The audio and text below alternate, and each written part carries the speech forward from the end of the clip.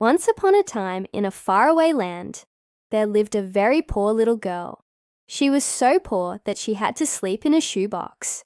And whenever she got hungry, she would eat whatever scraps of food she could find. But despite being poor, she was a kind and gentle soul. So all the animals in the forest loved her. One day, she was gathering some wood when she met an old woman. The woman asked her, "What's your name, my child?"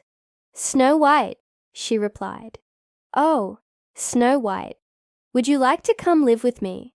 I have a beautiful castle, and you can be my companion."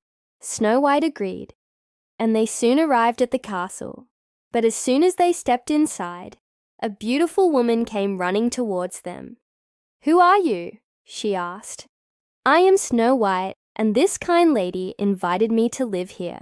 The beautiful woman was actually the castle's owner, and she wasn't very happy about Snow White's presence. She told Snow White that she wasn't welcome in her castle and ordered her to leave. Poor Snow White had no choice but to go back to her shoebox. She was sitting there sadly when 7 little men passed by. They were so tiny that Snow White mistook them for dwarfs. "Excuse me," she said, "but where can I sleep tonight? I don't want to go back to that horrible castle."